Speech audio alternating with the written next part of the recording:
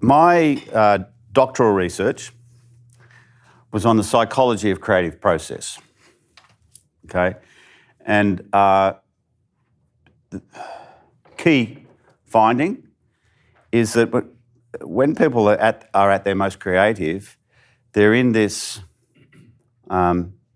state that I'm calling a calm high. In other words, at a bodily level, they're relatively relaxed. So, but the brain state is one of lower amplitude activation but wider spread. So if you think about the brain as a massively interconnected, constellations, even galaxies of connections, when we're highly conscious and thinking, especially when we're stressed, our thinking is much higher amplitude of electrical stimulus, but much more narrowly focused and not as widespread across the brain. In practical terms, it means that we're thinking very concretely and directly about certain things, and we're not making weird associations and unusual connections. Do you know what I mean? Which is the hallmark of creative process, which is connecting the unusual together and then finding a way for them to make a new synthesis. Creativity is about modulation. It's about then modulating this kind of looser, more relaxed, oceanic, reverie, calm highs with more conscious, activated cobbling together. Most of us are quite good at the more conscious, technical, making sense of prediction, convergent thinking. What we've forgotten how to do, just generally speaking, culturally speaking, is this looser stuff. It's because it's not validated, right? Because you've got to be, you talk to people these days, how are you going? Oh, I'm busy. I'm really fucking busy. I'm so busy. I've never been so busy. I'm stressed. I'm working so hard. And you get this kind of sense that they're wanting you to go, oh, that's great. Good on you. Good on you, mate. Right? Because when people say that to me, what do you think I'm thinking about them? You fucking idiot. It's like, you really think that's clever? You really think that's... Do you know what I mean? So in this strange way, we've come to validate being overstressed and overworked. It's crazy. It's also counterproductive if you want to do the heavy lifting. The heavy lifting is in modulating both our body state and our mind state. It also makes you happier and healthier and, quite frankly, a more interesting human being and a much more comfortable one to have a conversation with. What's it like talking to people who are really pumped all the time? Do you know what I mean? Yeah. So cultivate calm highs. You can just do it by doing the breathing exercise. That's all you need to do. Or go fly fishing. Or whatever. You just need reliable ways to lower your activation multiple times a day. Not be calm all day because you won't get any work done. Right? But you need to just kind of keep it in bounds. You can begin by really enjoying your shower, consciously. Or if you're in a conversation, you can shut up and actually find something interesting in the person instead of being stressed by the fact that you're not getting your turn. Oh, yeah, Fred. And he was like in his 40s. He was at one of the networks in Sydney. And he was like by far their best promo maker. He'd won lots of awards. And a very interesting guy, Fred. So, whenever you find an outlier that's like kicking ass creatively, you want to talk to him, right? And Fred was laconic, I guess is the best way I could describe him. Like, he was calm, like laid back to the point of almost comatose. He's happily married, a couple of kids, and do you know what I mean? And but the key thing about Fred was the absence of ego. absolutely delightful human being, humble, you know, the complete antithesis of the so-called creative in the creative industries. Do you know what I mean? And he loved the creative process. Like it's like it's swimming, you know, in coral seas for him. You know, it's like, you know. So he was like the complete opposite. So he just didn't entertain the roller coaster, and he wasn't insecure about it. He just enjoyed doing it. So he had what you're going to get some more psychobabble today. This is rare. He operated with what we call intrinsic motivation, not extrinsic. So extrinsic motivation is where our eye is constantly on what rewards or what feedback we're going to get from outside. And we know that creatives, the good creatives, are far more intrinsically motivated, and also that intrinsic motivation leads to a much healthier physical health and psychological health profile. So whenever we're thinking about, why we're doing something, so, talking about contracts, you really should think about that. Because if it's to build up your ego, you're in trouble. Ego is the enemy, all right? And it's not just you, it's the enemy for everyone. Why that is the case is a longer conversation, but a doable one around our evolutionary history and why we're such incredibly social beings. So later on in this meandering session, we're going to do some stuff on interpersonal dynamics, because we've got to figure out how to have good, what I would call good ego strength without a big ego. All right? But having a big ego is the problem. And if you think about it, modern life is all about valorising and validating massive egos. Think about social media, Instagram, Snapchat, reality television. What's it all about? Popularity. Yeah, and public presentation of self in comparison to others. Isn't it? So people present, completely, significantly false images of self. So then a gap opens up between the kind of private self and the public presentation. But we all have our version of that, do we not? Like the real me's sort of in here somewhere, Lord knows where, but anyway. But I have to present this different self out there. I mean, one of the joys of the Phoenix thing, isn't it, is that some of the masks start dropping off and people go, "Hi, it's me. I don't know what I'm doing. I'm scared a lot of the time. I feel very vulnerable right now." Right? Welcome to the human race. And that vulnerability is never going to go away, and it's going to end badly. We are the body, and we need to think about it that way. Psychological health is also brain health, if you know what I mean. And brain health is severely impacted by stress. So when we're highly stressed, we get cell die-off in the brain, and we also don't get the release of what's called neurotrophic brain factor, which is what repairs brain cells. Do you know what I mean? So none of this is neutral, right? So we need to kind of have these ways of just keeping roughly healthy. What the brain needs, by the way, why we need to exercise regularly, is it needs to be kind of drenched in oxygen so that it can do all its repair work and produce its neurotransmitters, all right? We need a good diet so that it's fed with high quality, glucose and so on, so it can repair itself and do its job properly. But you also need to rest the brain regularly so it can consolidate memories, repair itself. And do you know what I mean? So Exercise. How much exercise? What should you do? How much should you do? All right? This is a generalisation, right? And it's going to vary according to your own needs, but about 150 minutes of moderate. So what's moderate?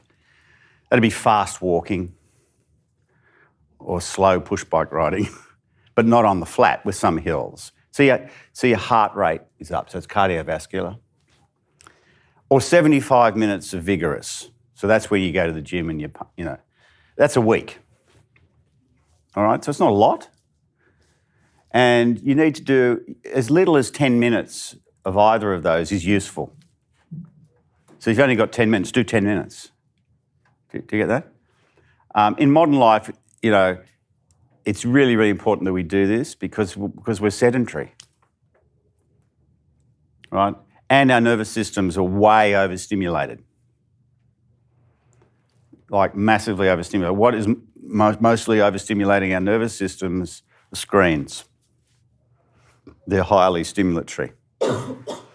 I would say the main thing that's causing, a continuous rise in anxiety disorders and depressive disorders and stress generally, internationally, is too much stimulation from devices. Okay? And it's not just the physical stimulation, of course, it's then we engage with it. And so we're not resting the brain. Think about modulations again. We need to work it hard and then rest it, work it hard, rest it, work it hard, rest it. Every day.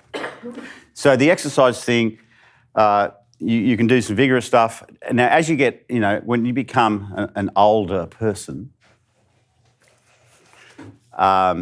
you need to have as a component of the exercise some resistance work or muscle building. That's just because you start losing muscle mass. Why do you want more muscle, just generally? Apart from, I'm not talking cosmetically. Why do you need more muscle? To protect you? Oh, yeah, well, that's for evolutionary purposes, yeah, absolutely. Just like protect your health. Yeah. So it's really important. It helps with bone density, but it also helps with energy sources, metabolism, all right, body heating and all that sort of stuff. So you do want some muscle. So that's the exercise part, okay? 75 if it's moderate. Sorry, if it's vigorous, 150 if it's moderate. Diet. So controversial, diet, isn't it? So, I'll choose my words carefully for a change. The obvious thing is we're overweight. And why is that? Because we love sugar and fat. Evolution has made us that way because, we would have long periods of starvation. Intermittent fasting was what we are actually designed for in the Stone Age, right? And we're still we're exactly the same genome, all right? So we find it really hard to resist salt. We find it really hard to resist sugar. We find it really hard to resist fat. So junk food is like heaven, only it really produces hell. Because it's not food, it's like anti-food. It's like it's poison, it's actually bad for you. You know what I mean? Like if you're absolutely starving and there's nothing to eat some junk food. But what I'm saying is it's negatively nutritional. And it's programmed to make your brain want more, so you don't get satiated, a lot of it. Well, it's just because it's high fat and high sugar and high salt. That's the programming. It's not too hard. Do you know what I mean? So, and I'm not like a food Nazi.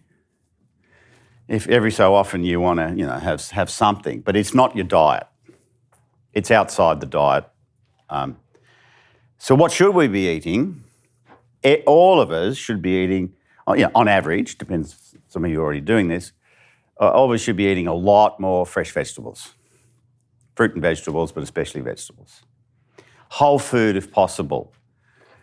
So there's a lot of evidence that blending it is robbing you of a lot of useful things. So the actual chewing is important, and the fibre is important. So eating whole plant foods, a lot more of it.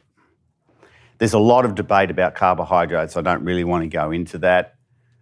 I think we're going to swing. I think you'll find a swing back to say that we probably should have some carbohydrates. The thing to reduce are the really calorie-dense foods, including a lot of the animal proteins.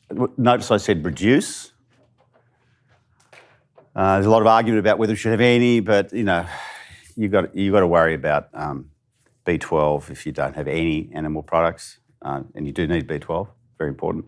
Anyway, so more vegetables, less animal protein, and probably a little bit less carbohydrate. You get that? Sleep. Probably of the three, probably the most important in terms of well-being, creativity, etc., etc. How much sleep should you have is always the question. Well, most people need 5 sleep cycles a night to function optimally. The sleep cycle is roughly, varies across individuals, about an hour and a half a night. How do you know if you're sleeping well?